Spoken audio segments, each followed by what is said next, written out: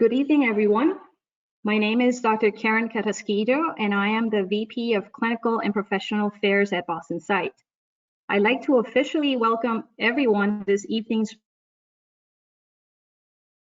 BostonSight Scleral webinar titled Channeling Scleral Lens Complications, a crash course in the use of SmartChannel Technology.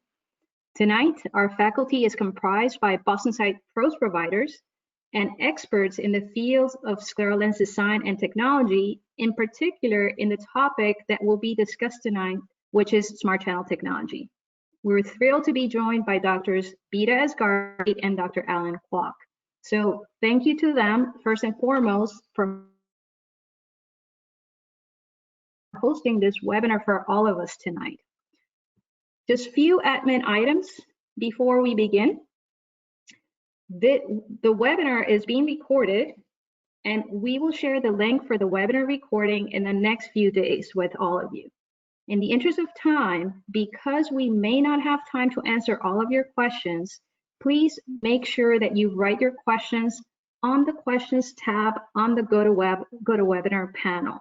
At the end of the webinar, I will moderate and we will try to get to most, if not all of your questions. If we run out of time, we will certainly follow up with the answers to your questions when we send the link with the webinar recording. Now, without further ado, Dr. Asghari will lead us off tonight. Dr. Asghari, all yours. Thank you, Dr. Carrasquillo, for that introduction. So the focus of tonight is, of course, going to be SmartChannel Technology. But before we dive into that, we're going to review the role of tear exchange and the significance of it as it pertains to suction in lens wear. We are going to have a crash course review of how to learn how to design the BostonSight Scleral Lens with SmartChannel Technology, how to use that technology to fit over anatomical obstacles, and of course, how to use SmartChannel Technology to improve physiologic function and improve your patient outcomes with scleral lens wear. So let's review this notion of tear exchange. Well, some of you may call it tear pumping. It may be called tear flow, tear flushing, or even tear mixing. Basically, all of these terms are to describe what is defined as ongoing fluid replenishment between the ocular surface and a lens, that being any lens. This serves a paramount role in delivering oxygenated tears to the cornea, hence the term fluid ventilated design. Now, why is this important? Why are we even focusing on tear exchange as it pertains to scleral lens wear? Well, we recognize that tear exchange in lens wear in general helps reduce inflammation of tear film debris and metabolic byproducts, which together we can call a toxic swamp. Another reason for it is that it can prevent complications. What happens if you don't have tear exchange is bacterial exotoxins can lead to inflammatory complications and potentiate microbial keratitis. They can also exacerbate contact lens acute red eye or lens overwear. And of course, it can exacerbate contact lens induced corneal edema. I'm going to leave it to my colleague, Dr. Kwok, to talk a bit more about scleral lens suction. Thank you, Dr. Asghari. So in addition to tear exchange, another significant aspect of scleral lens wear is how suction factors into the overall picture and scheme. Over the years, we have found that suction to be a very real thing, and actually I'm sure many of you as well. This is most easily demonstrated when we try to remove a scleral lens at the end of the day by putting the plunger smack dab in the center. It will either not come off at all or come off with a lot of effort.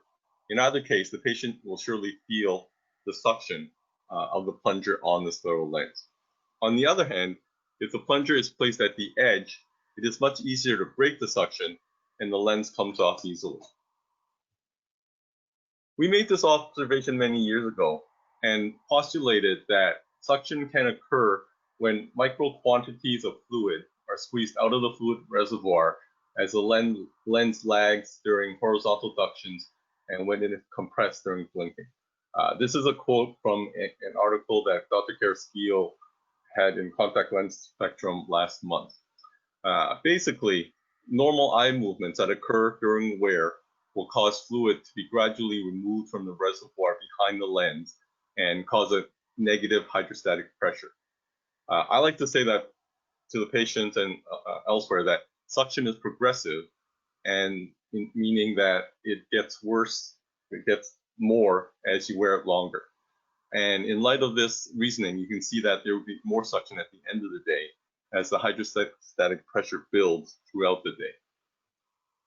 To address this phenomenon, the concept of channels was developed and ultimately incorporated into a patent in 2010.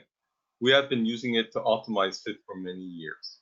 The SmartChannel that is available in the BostonSight Scleral Lens design is an extension of the channels that have been used in pose devices. So having established that suction will occur with scleral lens wear, there are times when it is more severe and will be manifest clinically. When this occurs, clinical signs and symptoms that are observed include acute chemosis, microcystic epithelial edema, limbal edema, and rebound edema. So those are acute manifestations.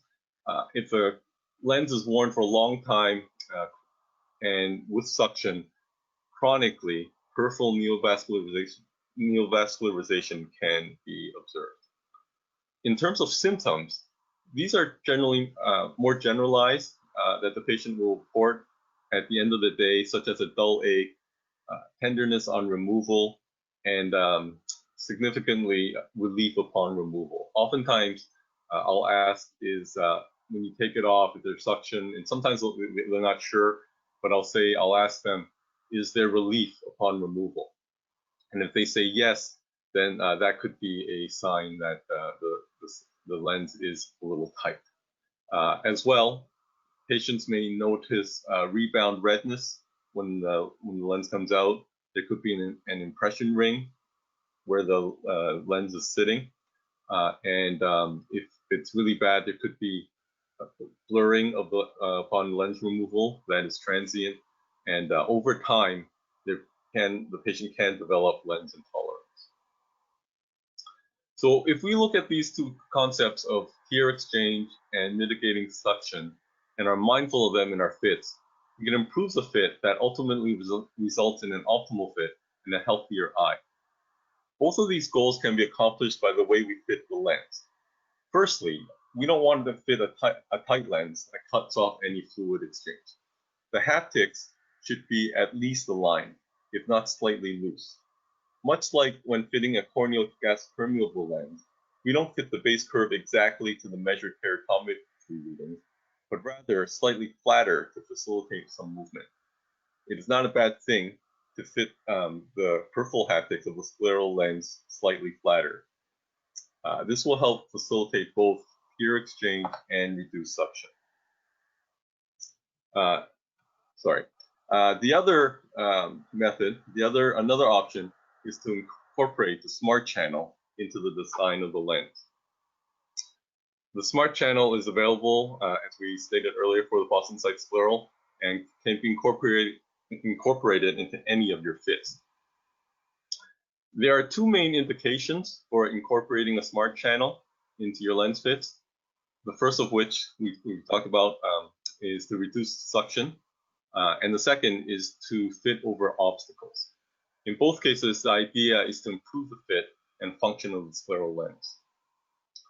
In terms of approaching how to incorporate a channel, it is the same whether the goal is to avoid the anatomical obstacle or reduce suction. Ultimately, you want to finalize the fit and specifically make sure it is rotationally stable, or in other words, that it doesn't spin. This is particularly important when fitting over an anatomical obstacle, as this will ensure that the channel placement will be in the correct location and exactly where you want it to be. To design the channel, it can be done fairly easily on FitConnect.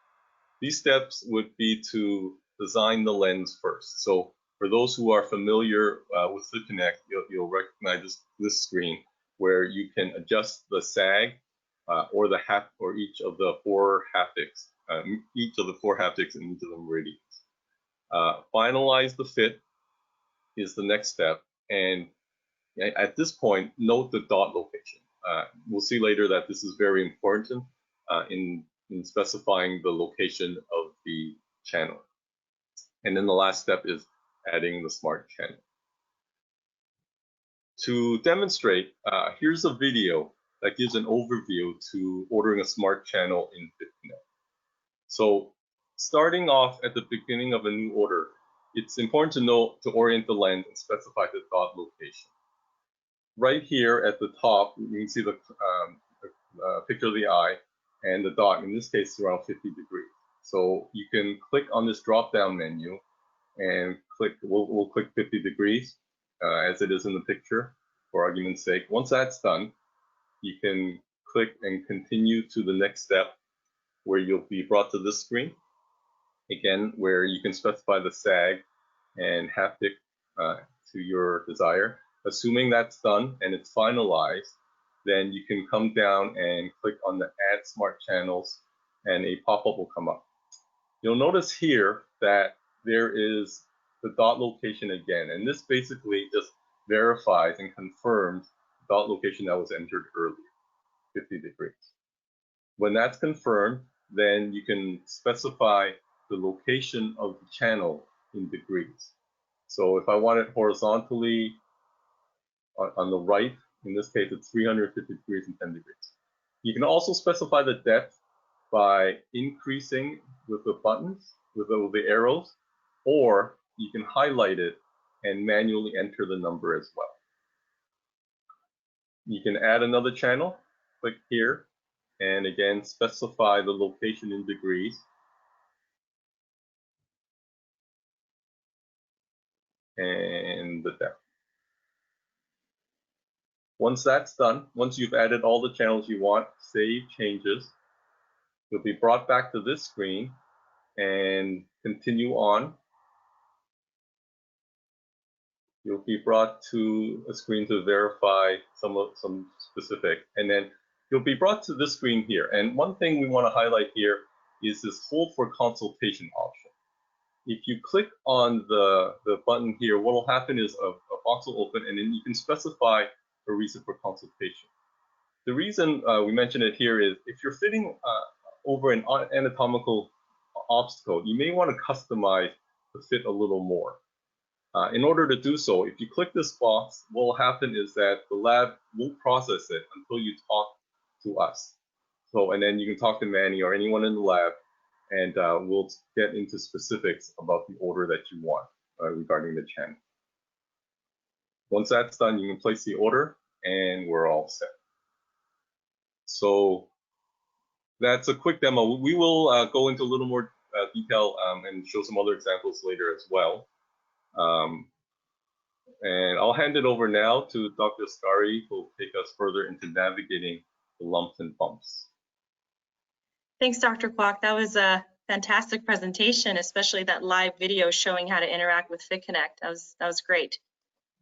So yes, we're going to go over how to navigate the lumps and bumps of the scleral anatomy.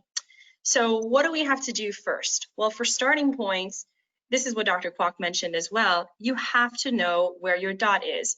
On a stable lens, on a rotationally stable lens, you document the dot position, because any channel you are designing will be relative to the dot position of the fit that you have on the patient's eye.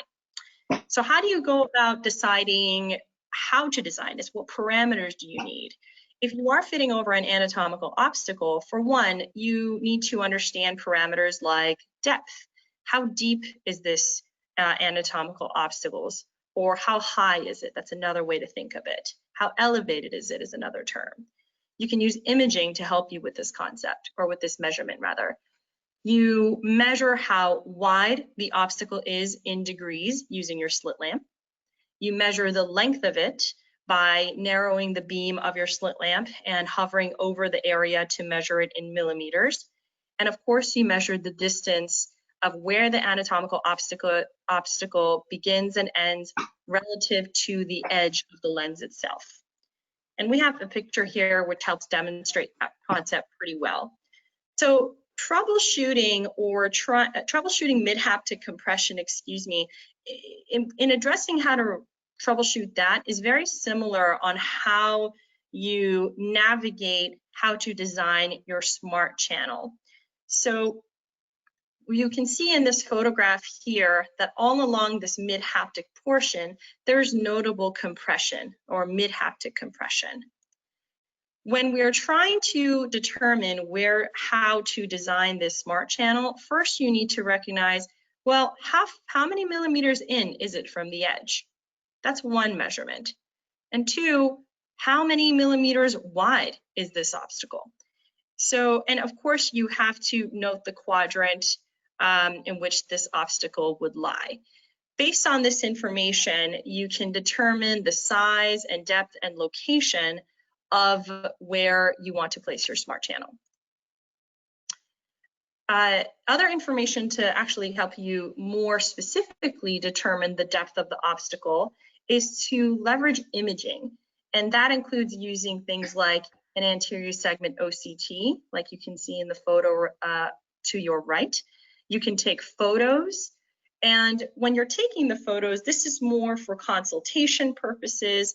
If you want to discuss this with our consulting team, or if you want to take a photo and kind of reference it later for yourself as well, so that you can just order it on FitConnect. But basically, the critical part about taking this photo is to assure that you have adequate lid aperture opening so that you can actually visualize the dot position. Not only the dot position, but you also want to make it apparent of where your anatomical obstacle lies. By having these two visible in your photo, this will give as much information as you would need to recognize where to place this channel. Another thing you could do is you could physically mark the lens, which we'll talk about a little bit more later on in this webinar. This can help you kind of determine where the channel is placed or should be placed. And of course, you can use technology like a scleral topographer, something like the eaglet or the Pantocam CSP. So here's an example of the scleral profilometry profile of using the eaglet eye. So as you can see here, this is a zoomed in section of this area where the Pingueculae lies. Now this image was adopted from the Double Trouble with a Scleral Lens Fit case report, which is available online by Eaglet Eye. But basically what this does is it shows you precisely the X and Y coordinates, it shows you how wide it is, and it shows you the depth of it as well. So having imaging like this can really help you determine the size and positioning of an anatomical obstacle. So next we're going to dive into some fun cases. The first case is going to review using a smart channel to fit over a Pinguecula. I would say this is probably the most common anatomical obstacle any one of us scleral lens fitters would encounter in our daily practice. So this is the case of a 59-year-old Caucasian male. He has history of bilateral pellucid marginal degeneration with concurrent dry eye syndrome. His history is significant for failure with corneal GPs, including a piggyback system, because he had a difficult time tolerating them. He noted a significant amount of pain with wear as well. And given the dry eye aspect of it, he had an exceptionally difficult time tolerating this type of lens modality. He also had a history of failing with another scleral lens modality because of the trouble in fitting over the anatomical obstacle, even though it was even his lens designs were adjusted to vault over the obstacles, it still did not provide him the comfort that he needed to wear the lenses for a reasonable amount of time comfortably. So what he experienced with those lenses were redness, limited wear time, clearly discomfort, and of course, rebound hyperemia. So let's take a look at how he presented. Here we have a photo. The photo on your left is a photo of the right eye, and the photo on your right is a photo of the left eye. You can see here in the outline areas, this is exactly where the Pingueculae are lying. If you're focusing on the image on the right, which is again of the left eye, you can also appreciate how it's landing over the Pinguecula is forcing the lens to be decentered more to the left. There's also adjacent edge lift. Overall, this lens fit is not optimal, And it is evident of why this patient was uncomfortable and wasn't able to tolerate lens wear. So this is, we're going to focus on the left eye here just for the sake of discussion and time. But here is the pinguecula that we see on, without a lens over it, and it's a pretty significant pinguecula. So what did we do? What did I do to address the need of this patient? I did exactly what Dr. Kwok said. I made sure to fit the lens and optimize it as best as I could. I then went to Fit Connect, and when I was on Fit Connect, I observed the dot location, and the location for his dot was at 90 degrees. I then measured where the obstacle was using my slit lamp, which was from 180 to 197 degrees, which relative to the left eye's position is in the nasal aspect. And you can appreciate here that this clearly outlines where the pinguecula lies anatomically. And for the depth, I honestly assumed 0.3 would be fair. That was kind of my starting point. And this is how it looked like on Fit Connect. So this is basically what the channel looks like as it was designed.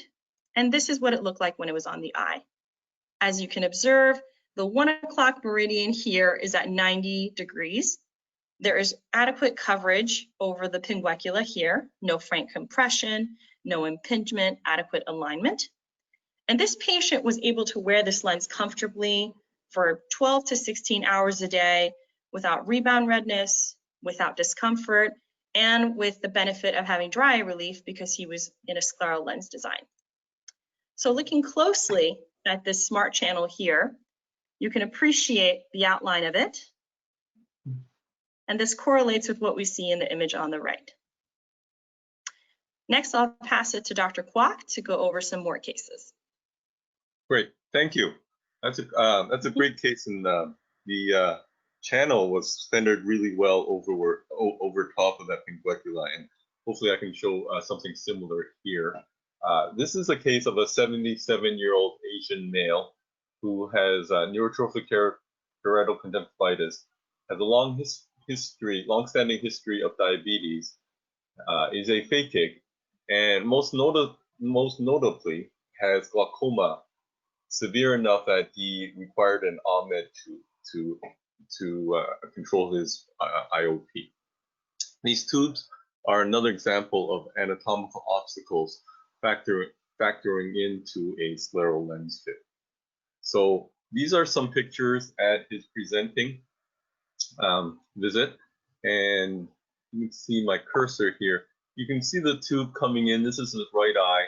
So supratemporally, you can see the tube into the anterior chamber and it protruding here. That's in primary gaze, clearly. When he's looking down, downward gaze, you can also see the tube here as well. You can get an appreciation for the tube even in the two-dimensional view, but it's more pronounced, even more pronounced when you're looking at the slit lamp and you get a 3D image view of this tube, and you can really see that this is definitely protruding out of the conjunctiva and sclera. So took pictures, entering visit. In addition, I like to take pictures always before and after. So this baseline picture of fluorescein on the eye shows that there's no staining anywhere, and that's what you want to see afterwards also. When you remove, after you fit the lens and remove the lens, that's what you want to see. And actually, lo and behold, in the next slide, after fitting him with a trial lens where there was no channel to accommodate the tube, there was some staining, some erosion of the tube where the lens was sitting on it. So he actually didn't have it on for very long, maybe a couple hours, but it was enough that we could see visibly the aggravation of the lens on the tube. And this is the last thing you want. You don't want any sort of erosion on it. If you fit a lens with any signs like this that you see, that you observe, then the potential of perforation here is high, and basically it can be an open eye situation where the anterior chamber is exposed to the air. So being careful the design, much like the other image that Dr. Scary had. This is the profile of the channel on Fit Connect. The blue lines are the front and back surfaces, and the red line here is the outline of the channel. So this is the depth of the channel, and basically this signifies that the lathe, when it's cutting it, this is where the back surface would be, but the lathe basically cuts off, scrapes this part off, and the back surface now is at the level of the channel here. Once it's cut, we put it on the eye, and you'll notice here markings. These are kind of crude, but these are Sharpie markings that I use to outline the parameters, the edge of the channel, basically. The channels you can see when it's off the eye, but oftentimes it can be difficult to observe once the lens is on the eye. So by marking the edge of the channel with a Sharpie, I can see exactly where the channel is and whether or not it's centered over the tooth in this case. So the pearl, one of the pearls that we'd like to convey is that manually marking the edges of the SmartChannel can help you assess the alignment over the obstacle you're trying to accommodate. Once the lens is ordered and it's fit, then again, we took pictures before, and then I take pictures after. We stain afterwards, both with fluorescein, sodium fluorescein, and with lissamine green. Lissamine green is a little more sensitive, so sometimes you won't see any staining with fluorescein, but you may with lissamine. So we tend to do both, just because we want to be very careful with it. And in this case, you can see there's lissamine in the eye, but there's nothing over the tooth. So another pearl is to always stain after lens removal. And with this, I'm going to hand it over again to Dr. Scary and talk about relief of suction. Thanks, Dr. Kwok, and what a beautiful outcome and fit you had with that. That was very impressive. So I am going to be talking about the second indication for a SmartChannel, and that is for relief of suction.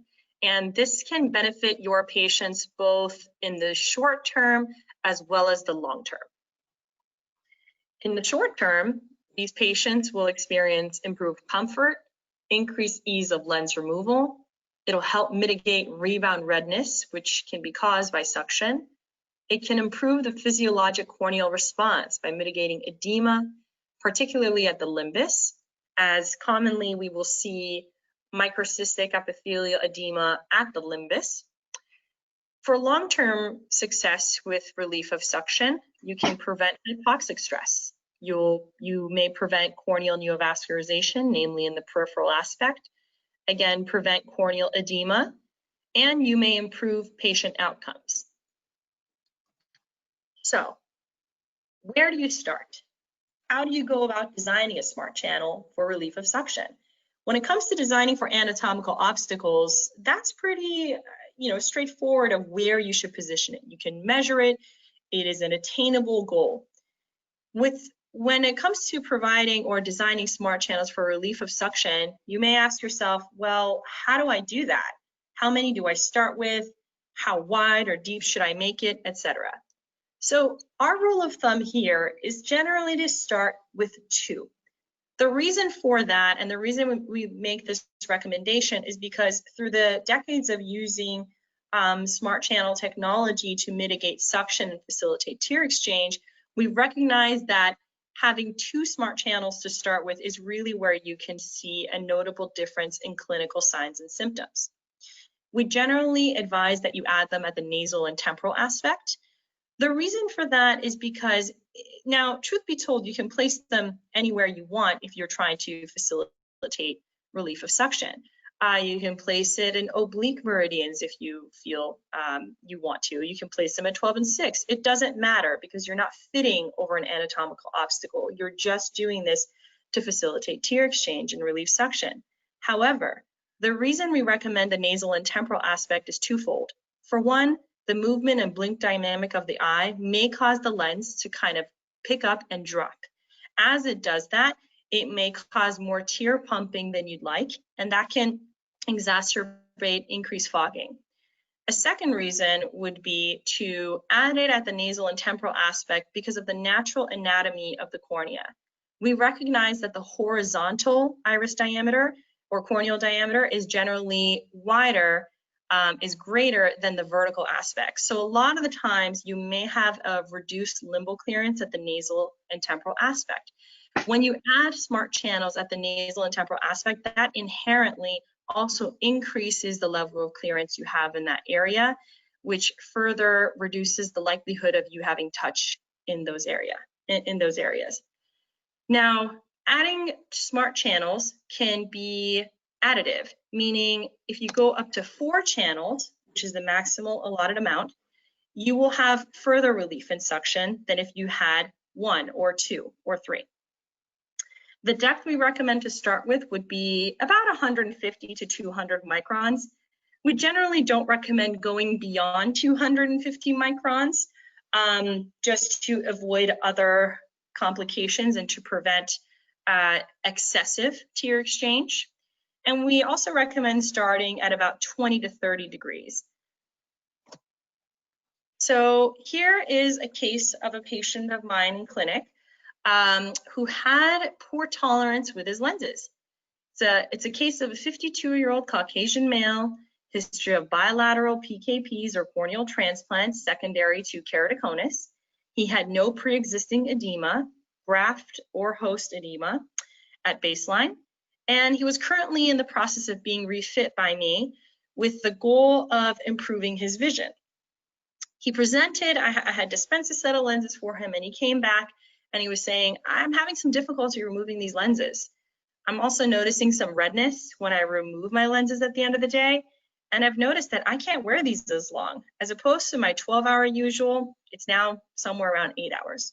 So I took a look. And they look pretty good. I mean, looking at it in white light, the haptics look relatively aligned. There's no frank area of compression.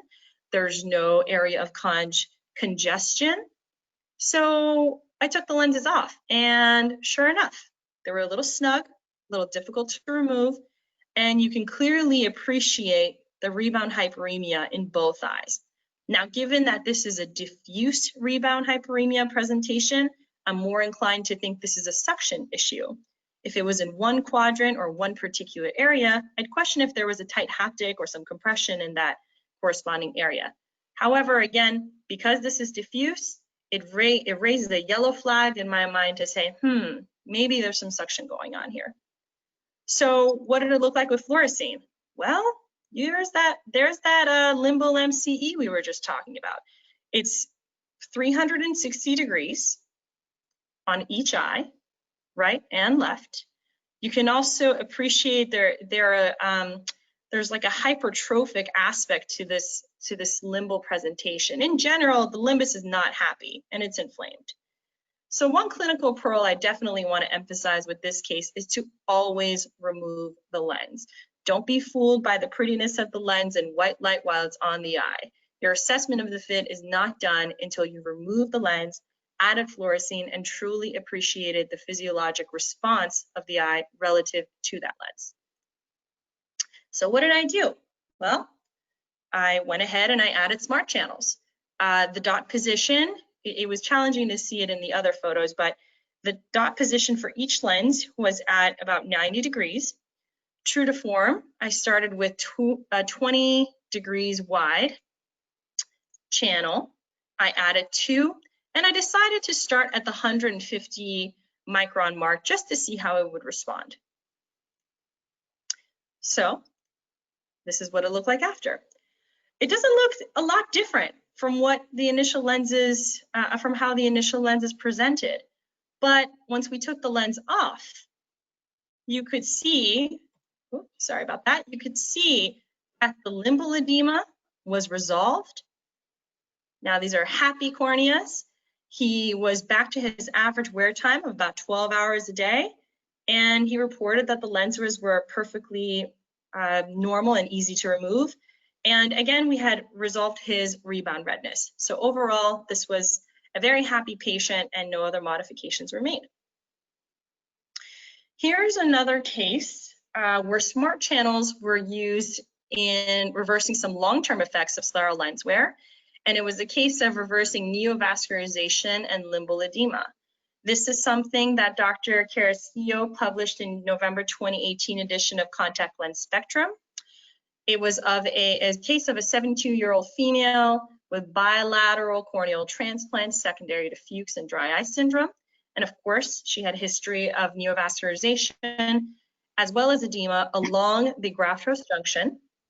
Her baseline lenses presenting were of high decay material with a low center thickness. So what else can we do to relieve the hypoxic stress? Whenever you see corneal neovascularization like this, especially in lens wear, if you saw it in a soft contact lens wear or if you see it in a scleral lens wear, you ask yourself, is the lens tight? Is there not enough permeability of oxygen? Overall, there's hypoxic stress to this eye. So if you have adequate decay and you have adequate central clearance, what remains? Well, that's where suction comes to mind. So she went ahead for this patient and added 2 smart channels, true to form as we've been advising throughout this webinar, to add 2 smart channels starting at the nasal and temporal aspect. And in this photo on the right, you can see a striking, significant improvement in the overall health of the corneal tissue. There is also significant regression of corneal vascularization. This photo was taken at the 6-month follow-up after initiating lens wear with the SmartChannel technology, but reversal of that neovascularization was observed as early as 4 months. And last thing, regarding how to use smart channels to relieve suction. This was a patient of ours that we saw in clinic. He has a history of Stevens-Johnson syndrome, diffuse limbal stem cell deficiency, as you can see by the diffusely vascularized and hazy cornea, significant conjunctival inflammation, some cicatricial changes from the ankyloblepharon here, etc. Overall, I'd say this is a very sick and unhappy eye. So you can see that there's a lens on this eye already. And basically what we plan to do, as soon as we started fitting him, I didn't wait to see what the cornea would respond. Well, I optimized the fit, but instead of waiting to see what the long-term effects would be of a standard lens, I went ahead and I added 4 channels right from the start to get the most tear exchange, to provide the most amount of oxygenated tears to the eye, to maximize my outcome for this patient. And after 9 months of wear, this is what the outcome was. So clearly, the physiologic function of this lens was working in the cornea's favor. It allowed for regression of significant neovascularization and corneal haze. And his visual acuity, I don't have it written down here, but off the top of my head, improved from 2100, 2125 to about 2050. So overall, major success. And the point I'm trying to press upon you with this one case presentation is to don't shy away from going for adding your smart channels to a lens design where you see that you have a compromised cornea. You may have better outcomes than you would anticipate had you not included the smart channel technology. So don't shy away, just go for it. And the clinical pearl from this case is to always photo document, especially when you're monitoring corneal neovascularization, because as demonstrated in the cases that we've talked about tonight, you can appreciate a lot of subtle changes and more pronounced changes over time as well. So next, I'm going to hand it off to Dr. Kwok to talk about some troubleshooting tactics. Great, thank you. That last case is very striking, the improvement, and that's very true. The photo documentation, when we're, especially when we're assessing neovascular vessels, it's hard to describe and even draw vessels. But I'm just going to go back to this picture. But if you're looking at specific vessels, taking a picture, you can see specifically vessels that have changed or not. Sometimes for the worse, and in this case, definitely for the better. You can see these vessels here, definitely less injected. Just, exactly. Overall, and while you're on that photo, Dr. Kwok, I'll also point out, you can appreciate how you can visualize the pupil so much better. Yes. And that just speaks to how much reversal of the corneal haze there was as well. So Right, you're right. right. Very good point. Right. Yeah, and actually, since we're here, so one thing is iris detail, or in this case, pupil detail, and that's something that you can note in the chart and refer to the picture, to the photo that you take, and use it as a reference from your baseline in future photos as well. So this is a great photo to demonstrate that. Thank you. So yeah, moving on, talk about troubleshooting. And one of the things with channels is that the phenomenon of reservoir debris or excessive debris in the post-lens tear layer. And whereas this may occur normally, when you're adding in channels, this is a factor that we may need to be mindful of. This picture shows actually the outline of the channel, and when we put in fluorescein, you can see the fluorescein coming literally, making a channel, no pun intended, into the anterior, into the reservoir, the post-lens tear layer. So one way to assess it is when the lens is on, put in the fluorescein, apply it superiorly so that it can traverse down inferiorly, and observe immediately. Depending on the amount of fluorescein that gets in, or the edge lift or the channel, the anterior, the reservoir may fill up with fluorescein really quickly. So you want to observe pretty much as soon as you can, and then you'll get a good idea of what adjustments you need to make. In this case, you can see that the channel is a little too high, it's elevated too much, it may be a little too wide as well. So you can go back and then adjust the parameters of your channel by reducing the depth or the width. The depth would be, the microns. If it's 200, maybe make it 100 microns. The width is how wide it is here, and or also the length. If it's the length, you can't do it through FitConnect, but that's something that you can call the lab and specifically speak to one of our lab technicians, and they can help you with that. In addition, the reservoir debris actually may or may not come from the channel itself, and in this case, assess the edge lift. So this one doesn't have the channel, and you can see the fluorescein coming in, and this is excessive edge lift resulting in reservoir debris coming in. So if that's the case, then adjust the haptic in question and steepen it to reduce the amount of tear fluid ventilation. So in this case, we always say that fluid ventilation is a good thing, but there is such thing as excessive. The third thing is how's the eye? So oftentimes when you're fitting an inflammatory eye, an eye that is maybe dry or there's a lot of inflammation, there is just a lot of debris that's present in the tears. And regardless of how your fit is, even though it is well fit, the haptics are well aligned, and you don't see this, you don't see fluorescein coming in, and yet it's clear that there is reservoir debris and the patient reports fogginess, then in those cases, what may help is using a viscous filling agent. We do this often, recommend this often for patients such as this, where we'll have them instill 3 to 4 drops of Celluvis and then top it off with saline. Make sure it's preservative free, as with this applies to any filling agent we put in scleral lenses. So put it in, and then because the Celluvis or the lubricant is more viscous than saline, what will happen is that the Celluvis will migrate to the edges and kind of act as a sealant almost, where debris will be impeded inhibited from coming into the reservoir. So that could be something that would be helpful as well.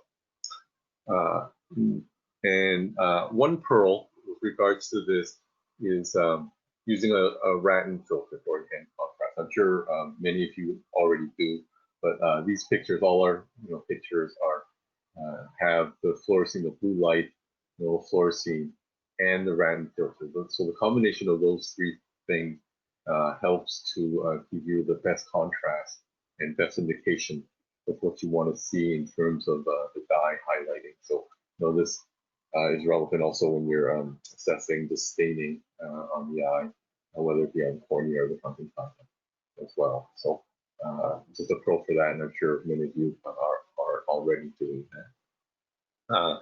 Another troubleshooting tip that Dr. Scari will elaborate on is anatomical obstacles. Yes, thank you. So we'll separate the troubleshooting to anatomical, and later on we'll talk about suction as well. But when it comes to anatomical obstacles, you can clearly see if it's not fitting optimally. Either the patient will be uncomfortable, or you'll see it on your slit lamp exam. So what if you see residual compression? Well, that may mean that you don't have enough clearance over your anatomical obstacle, which may require you to actually increase your depth. Meaning, let's say you're at 200 microns, perhaps you need to go to 250 or 300 microns. And this is actually a point where an OCT imaging would be quite helpful to help you kind of assess how much compression you have, or how much more room you need to create over the anatomical obstacle. What if you don't have enough coverage? Well, this will be demonstrated by perhaps you have adequate clearance or coverage of an anatomical obstacle, but residual aspects on the edges of that channel may look compressed. This may mean you have to actually increase in degrees the width of your channel. So by doing that, you may successfully troubleshoot it. This is just a before and after image. This is actually the same patient, the same case I presented earlier. This is where we had to edit the SmartChannel. We had to modify it slightly, and by making it go a bit wider and deeper, it actually worked out quite nicely. And as I said, the patient may experience some symptoms, and that one in particular would be sectoral hyperemia, which would signify that you don't have enough clearance over the bump. Now, what if you're still seeing diffuse rebound hyperemia? What if they're still having discomfort or aching after the lens removal? What if there's microcystic edema? What if they're having difficulty with the lens removal? Well, these are all signs of residual suction, in which case you can increase more increase your frequency of smart channels, which can help further relieve suction. So some takeaway points of this webinar tonight is that SmartChannel technology can improve your patient outcomes, both short-term and long-term. SmartChannel technology can, of course, be used to fit over anatomical obstacles, and we can't stress enough the importance of taking photos. And last and certainly not least, we are always here to help you, so please feel free to reach out to us, myself, Dr. Kwok, Dr. Carrasquillo, or anyone at the BostonSight Scleral team if you have any questions. Fantastic presentation, Dr. Asghari and Kwok. Really, thank you so much for taking us through all the ins and outs of SmartChannel technology, by sharing these cases, and especially by sharing with all of our audience and clinicians that have joined us, especially how to troubleshoot. And for everyone who joined tonight, really, thank you so much for your attention. And please know that if you're interested in learning more about BostonSight Scleral, you can visit our website at bostonsightscleral.org. And if you're interested in signing up for a free account, in case you have joined us tonight and you're not yet a BostonSight Scleral provider, but you're interested in becoming one and starting to offer SmartChannel technology, to your patients, you can go to fitconnect.bostonsight.org to sign up for a free account. And we would also like to invite you to join us on social media. In particular, we have a very engaged Fit Group page where we share posts and cases both about fitting tips and techniques, but also we share knowledge about medical management and co-management of our Scleral Lens patients. So please follow us. And to end, I think we have like 10 minutes or so. There's some questions, Dr. Kwok and Asghari, by our attendees. So let's see if we can get to these. One question that we have, Dr. Kwok, in your experience, have you seen that adding smart channels over the tubes results in excessive bubbles or debris? I guess there's concern that when we use that for this application, which is so important, right, for the tube, would that result in midday fogging? That's a great question. And actually, in the picture that I had of the tube and the channel, that was a little wide. But having said that, you would think that it might be, but that hasn't been my experience. That hasn't been my experience in terms of debris being a problem. So one way to discern if it would be a problem is to, as we said in the troubleshooting portion, to instill fluorescein while it's in the eye, and that's really a great way to see exactly what's going on in terms of the fluid dynamics and what's happening with the tears, the channel, and the tube. So that's a good concern. That's a good question. That hasn't been my experience. That said, if it is an issue, then the tube can be customized quite specifically. So if you do run into that problem, the main thing is to take good note of where the tube is, where the channel is, how wide it is, and how deep it is. And the width and the depth of it can be modified to minimize that, if indeed that comes up. But again, that hasn't really been my experience. I haven't noticed that to be much of a problem. Great, thank you so much. Dr. Asghari, this is a good question. This is a topic that you were discussing. Someone was asking earlier, what was the standard, your go-to standard depth for an anatomical obstacle or a standard depth for suction? You provided some insight as to what would be the standard go-to starting point for suction. But for an anatomical obstacle, let's say someone doesn't have the benefit of scleral topography or profilometry, would you say that, for the type of bumps that you showed in your case, would you say 350 microns to 400 microns would be a good starting point to suggest to clinicians, or do you have a different starting point as depth? That's a very good question. No two Pingueculaes are exactly the same, right? So, it kind of depends on what you're working with. I think my go-to typically is somewhere actually between 250 to 300. I like to start to see because if you overshoot it, which goes to what the question was, the earlier question to Dr. Kwok with concern of fogging, etc.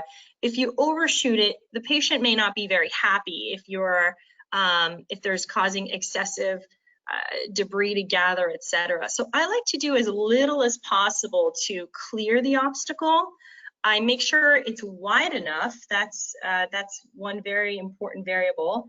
And I start at about 250 to 300, depending on the size of the Pinguecula, and then I kind of go from there. I find, honestly, though, even though I start at 250 to 300 and I may have to change the depth, more often than not, what's the most critical aspect is actually the placement and the width. So for instance, if I'm looking at a pinguecula and it's from 175 to 190 degrees, but I put 175 to 195, that is going to be much more significant in how this channel will function in terms of fogging, etc., than the depth of that channel. So basically, my advice would be to start with 250 to 300, depending on what you're seeing. Make sure that your lens dot is placed appropriately. Most importantly, make sure that the degrees of where you're positioning the channel is appropriate, and then go from there. Wonderful. Well, thank you. This is a great question, Dr. Kwok. Someone is asking you, just to clarify, if you wanted to add a channel at the 3 and 9 o'clock position, nasal and temporal, but the dot is at the follow-up visit, the dot moved by 20 degrees, meaning the lens spun a bit.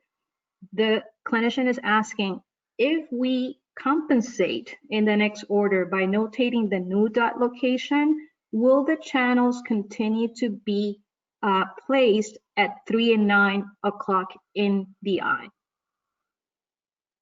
Yes, a good question. So the answer is yes, in that the when the dot location is specified, the lens will be cut according, assuming that the lens is going to be, in this case, let's say at 90 degrees, and the channels will be right nasal and temporal, right along the 180 meridian. If it's rotated, then the channels will be correspondingly rotated. If you now enter the dot at 20 degrees, say it rotated clockwise, so now it's at 70 degrees. If you place the dot at 70 degrees, and you specify the channels at, again, the 180, then the lathe and whatnot, the program will automatically cut the lens such that the channels will be nasal and temporal right at 180 with the dot at 70 degrees. That said, if you're fitting That's right. for suction, then honestly, that 20-degree rotation probably won't make too much of a difference. But if you're fitting for anatomical, avoiding an anatomical obstacle, then clearly that rotation will make a difference, and you would have to compensate for it. So yeah, that's why we want to. Wonderful. Well, thank you, Dr. Kwok, and yeah, that's what. Sorry, I just want to finish. That's why we want to stress that you want to finalize the fit before adding the channel so that it's rotationally stable. Wonderful. Yes, and that's why it's so important to notate that dot. Thank you so much. This is actually a question for you both. How often do you find you have to add 4 channels when you're addressing the physiologic function of the fit for suction? Or a different way to ask this, how often do you find that you're successful with just adding 2 channels? Dr. Asghari, if you want to start, and then Dr. Kwok. No problem. I find that 2 channels work quite well. If I had to put a number on it, I would say maybe 75% of the time they suffice. I really, it's more for the very diseased cornea. So the reason we may go to more than 2 is if we're still not seeing the response we're aiming for. So if I see limbal edema or rebound hyperemia, I add 2 channels and I'm still seeing it, I'll first look at my haptics and make sure that there's no areas of impingement or obvious compression from the fit. And if I see that I still have residual, I'll add the 2 channels, and usually that takes care of it. But if I have a more diseased eye, maybe a limbal stem cell deficiency eye, maybe an SJS eye like what I showed earlier, I'm more inclined to just go for 4 channels, 3 or 4, kind of depending on my assessment of the severity of the eye. And that is because in general, those eyes respond, they're just more delicate corneas. So to put it in short, I know that was a long answer. I typically start with 2 and that works most of the time. But when the times it doesn't work, it's in a more diseased eye. Maybe it's a more inflamed eye or a more compromised cornea to begin with. And then I will go to increase my number. Yes, I'd agree with that. Dr. Kwok? Yeah, I'd agree with that. And if I find that if you have to go to 4, sometimes even that's not enough. But it ends up being better than none at all. So you know, oftentimes depending on the type of eye and condition you're dealing with, 2 will suffice. If you have to add 4, that may or may not. But sometimes, you know, I guess what I'm saying is don't be surprised if even 4 doesn't totally resolve the issue. Wonderful. So we're at 9 o'clock, but we have 2 last questions. Hopefully we can just answer them very concisely and quickly for the benefit of all. Do you find that overall 150 micron depth for suction is sufficient? Yes. Yes. Dr. Asghari? Yes. I go between 150 and 200 typically. Me too. It's not a science necessarily, but. Okay, and I would agree with that, 150 to 200. And then the last question, Dr. Asghari, when adding 4 channels, do you find that by adding them and keeping them at 150 microns of depth, does that prevent excess debris from entering the reservoir? Does it prevent excess debris? Was that the question? Yeah, if you control the depth when you have 4 channels, if you keep it around 150, is that a good way to mitigate excess debris? Yes, I think that's appropriate. You know, but they're concerned about having excess debris if you're adding more than 2 channels, is what I'm hearing. That's right. Okay, so at the end of the day, you know, if the fit is optimized and you have appropriately aligned haptics, it really shouldn't. Again, you go back to the troubleshooting basics we talked about. If you do have excess debris, then you reassess your fit. Maybe you know, put the fluorescein on, like Dr. Kwok said. Perhaps you can reduce the depth of the channel where there is more debris influx when you do assess it with fluorescein. But in general, I don't find that it causes issues really with that. But again, if I do see it, I go back to my troubleshooting basics, and it wouldn't matter if it's 2 channels or 4, I would follow the same thought process. Wonderful. Well, I just want to thank you both, Dr. Asghari and Dr. Kwok, again for this fantastic webinar and sharing your insight with all the attendees. This was fantastic. And to everyone who took the time and this evening to join us, thank you so much. We're here to help. And please have a great night and reach out with questions anytime. Thank you so much. Have a great night.